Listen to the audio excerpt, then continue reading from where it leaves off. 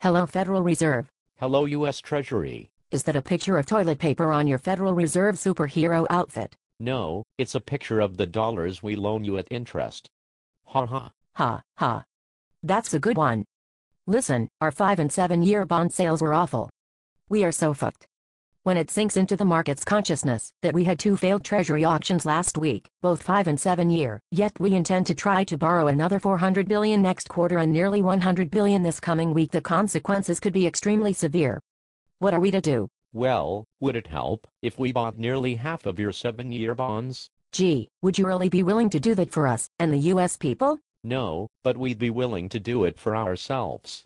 We'll just pre-arrange, either explicitly or by suggestion, that the primary dealers take up the auction with the promise that the Fed would immediately monetize half the issue. Wow, that's brilliant. I just hope that people don't find out what we're up to. That could devastate markets and the dollar, if they did find out. Don't worry, they'll never find out. Richard Fisher of the Dallas Fed recently told the U.S. people that the Fed will not become the handmaiden of Treasury. In a speech in Carlsbad, California, Fisher said he was against additional purchases because of the risk that the Fed would be seen as an agent of the Treasury Department and making it easy for them to sell their debt. The public of course bought this line of BS. The U.S. public is totally ignorant. We are the masters of the universe. Wow, but still.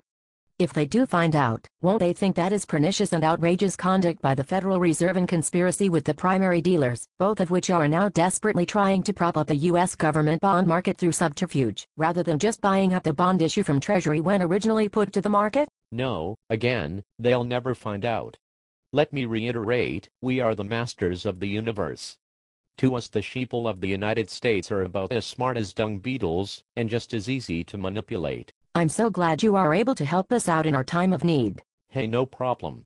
Always willing to lend a helping hand to our favorite debtors. Ha ha. By the way, make sure Congress gets us more power, so we can tighten the screws on the American people even more. We'll surely make the recommendation. Thank you for saving our asses and prolonging the humongous dollar crash just a little longer. Our pleasure, U.S. Treasury. Call on us anytime. We certainly will.